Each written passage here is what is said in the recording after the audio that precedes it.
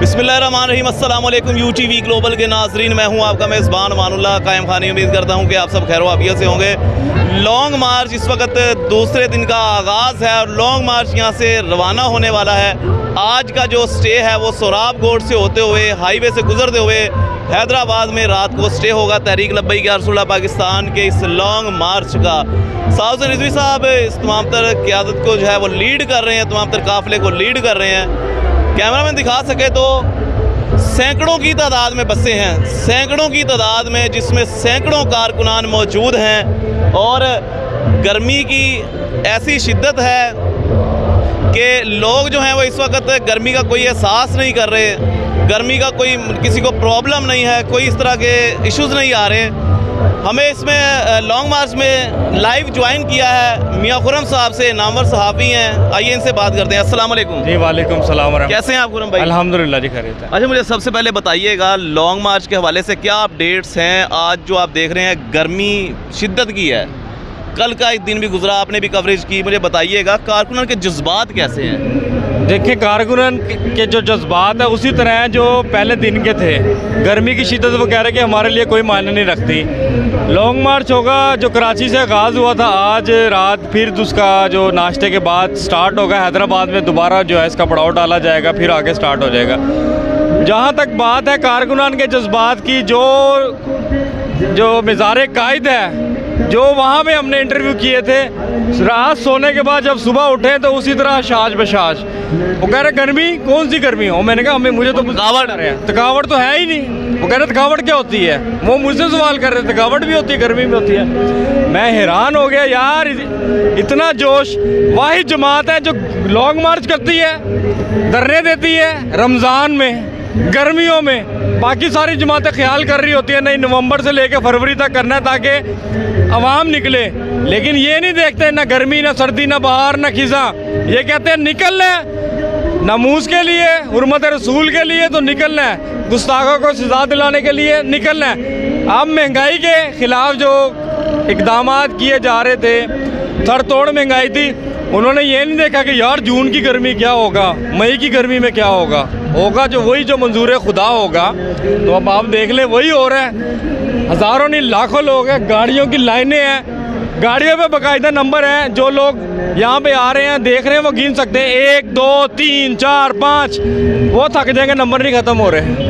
मुझे बताइएगा, साद भाई ने कल एक स्पीच भी की है जिसमें उन्होंने ये भी कहा है कि जैसा कि PTI है जो कि तहरीक लब्बैक पाकिस्तान की हमेशा अगेंस्ट रही है और इतना जुल्म व सितम हुआ है PTI के दौरे हुकूमत में तहरीक लब्बैक पाकिस्तान पे कि सैकड़ों लोग जो हैं वो ज़ख्मी हुए, कोई अंधे हुए, कोई माजूर हुए और 50 के करीब जो है 54 के करीब जो है वो शहीद हुए। बिल्कुल। उसके बावजूद साद हुसैन रिजवी साहब ने PTI के हवाले से ज़ातियात पे सवाल आया तो उन्होंने कहा जी मैं ज़ातियात पे नहीं जाऊँगा। बिल्कुल ऐसे ही है। और उनकी अगर बच्चियों का सवाल आया, जो पाकिस्तान तहरीक इंसाफ की ख़वातीन थी जिनके साथ बदसलूकी की तमाम तर मामला हुए, उस पर क्या मौक़िफ़ दिया साद हुसैन रिजवी साहब ने? देखिए जी, जंग के हालात हो तो उसमें ख़वातीन हो या बच्चे हो, जो कि हमारे जितनी भी इस्लामिक हिस्ट्री है उन्होंने कभी भी उनसे इंतकामी कार्रवाई नहीं की। यही साद हुसैन रिजवी साहब कहते हैं कि इमरान खान की बीवी का मामला इमरान खान जाने, इमरान खान की ज़ाती ज़िंदगी का मामला इमरान खान जाने। हाँ, इमरान खान की सियासी ज़िंदगी का मामला है, फिर नहीं हम छोड़ने वाले। इमरान खान ने अपने दौरे हुकूमत में जो जुल्म तशद्दुद बर्बरियत की इंतहा कर दी थी, 53 जो शोहदा हैं इन्हीं के दौरे हुकूमत में थे, उसके बावजूद भी उन्होंने मजम्मत की उन तमाम मामलात की। साद हुसैन रिजवी ने जो इमलाक का नुकसान कर दिया, GHQ को आग लगा दिया, अस्करी टावर जला दिया, शोहदा की तस्वीरों को तोड़ दिया गया, इवन के कलमा शरीफ ला इलाहा इल्लल्लाह मुहम्मदुर रसूलुल्लाह को जो उन्होंने डंडा मारा, उसके बावजूद साद हुसैन रिजवी साहब कहते हैं कि आपके कारकुन तो मासूम है। आप मासूम नहीं हैं, आप वर्गलाते हैं, इश्तिहाल दिलवाते हैं, शिद्दत पसंदी करवाते हैं, तकरीबकार तैयार करते हैं, आप बाहर से शिद्दत पसंद लोग बुलाते हैं, दहशत गर्द बुलाते हैं, फिर पाकिस्तान का माहौल ख़राब करते हैं। मुल्क भी हमारा, साद हुसैन रिजवी ने कहा, मुल्क भी हमारा, फ़ौज भी हमारी, अवाम भी हमारी, लोग भी हमारे, फिर आप कौन होते हैं हमें रोकने वाले? अरे मुझे बताइएगा, लॉन्ग मार्च का दूसरा दिन है, अभी धूप बहुत ज़्यादा तेज़ है। बिल्कुल। आगे आपको क्या नज़र आ रहा है? कारकुनान किस तरह चलेंगे शिद्दत की गर्मी में और क्या मामला चल रहे हैं? देखिए, कारकुनान उसी तरह ही चल रहे हैं जैसे कल चल रहे थे। बताएं एक कारकुन जो घर गया हो, बताएं ना, कहें यार मैं थक गया हूँ, धूप ने मुझे जो है ना पसीने से शराबूर हो गया। कराची की मेज़बानी ख़त्म हो रही है, सारा कराची तो उठ के गाड़ियों में बैठना शुरू हो गया। मेज़बानी हो गई, अब मेहमान नवाजी कराची वालों की होगी, अब हैदराबाद वाले करेंगे, अब करेंगे आगे टंडो आदम वाले करेंगे, तो भावलपुर वाले करेंगे, लाहौर वाले करेंगे, इस्लामाबाद वाले करेंगे, लाहौर में तो आप भी करेंगे, कराची वाले बैठेंगे, हैदराबाद वाले आगे बैठेंगे। सुने, इतने से इतना काफिला बनता जाएगा। कराची, हैदराबाद, टंडो आदम, नवाबशाह, जाम शोरो, उसके बाद रहीम यार खान, सादकाबाद, खानपुर, बावलपुर, मुल्तान के बाद साहिवाल, लाहौर। वो एक शहर का काफिला है। मुझे तो लग रहा है कि फिर ये 5 किलोमीटर लंबा काफिला ना बन जाए, गाड़ियाँ ना कम पड़ जाए। मुझे बताइएगा, कल लॉन्ग मार्च में चलते हुए आपकी एक साइड पे जो है मुकम्मल पेन शुरू हो गई थी, लेकिन उसके बावजूद मैंने देखा आप उस इतनी तकलीफ़ के बाइस, वो क्या तकलीफ़ हुई थी और वो आप उसके बाइस भी चलते जा रहे थे, उस क्या वजह थी चलने की? देखिए, इंसानी जिस्म में अल्लाह ताला ने हर इंसान पे एक बोझ उठाने की सलाहियत रखी है कि इंसान उतना ही बोझ उठा सकता है। लेकिन जो काम हम कर रहे थे, मेरे ये जो लेफ़्ट साइड है, टांग से लेकर कमर तक जो है ना, एक पट्टा उसका वीक हो गया था, तो वो बोझ नहीं उठा रहा था, तो चलना मुश्किल हो गया था, चलना महाल हो गया था। फिर यहाँ की मेडिकल टीम है, बड़ा ताउन करते हैं TLP की, जो वहाँ पे पूरी की पूरी मेडिकल टीम, दवाइयाँ, उसमें आपको हर चीज़ मिलेगी। फर्स्ट एड दी उन्होंने, मुझे इंजेक्शन लगाया उन्होंने, मुझ पर इंजेक्शन कौन सा लगाया, वो लगाने के बाद ना ऐसे किया, अल्लाह अकबर, उठ जा। कैसे गए?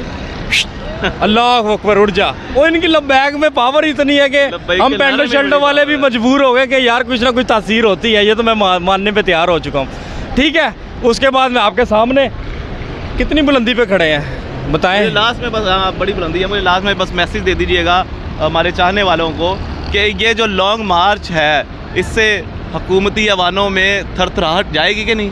देखिए, ये जो साद रिजवी साहब का जो बयानिया है ना, और उन्होंने कभी ये नहीं कहा कि हम ना इमलाक का नुकसान पहुंचाएंगे, ना तोड़फोड़ करेंगे, ना वो PTI की तरह जलाओ गिराओ करेंगे, पूरा हम लॉन्ग मार्च करेंगे, जो कि आइन और जमहूरी हक़ है।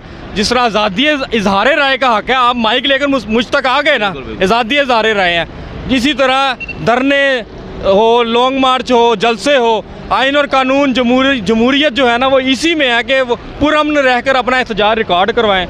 तो हम तो कर रहे हैं अपने इदारों का एहतराम करते हुए, फ़ौज का एहतराम करते हुए, हम तो मुल्क की इमलाक की हिफाजत करते हुए, धरने जो है देते हुए, उसके बावजूद भी मेरा ख्याल है कि किसी कारकुन ने कानून हाथ में लिया हो। तो बहरहाल साद हुसैन रिजवी साहब ने जो कह दिया लॉन्ग मार्च, तो आप बताएं क्या कहा है उन्होंने? होगा, हर हाल में होगा।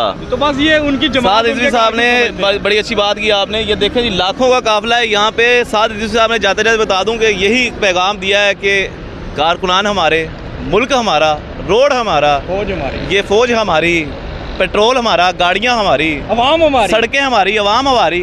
फिर आपको क्या तकलीफ़ है? हमारा जब दिल चाहेगा, जिस वक्त दिल चाहेगा, लॉन्ग मार्च निकालेंगे अवाम की सहूलत के लिए। आप क्या कहते हैं इस हवाले से? कमेंट सेक्शन में अपनी कीमती राय का इजहार कीजिएगा।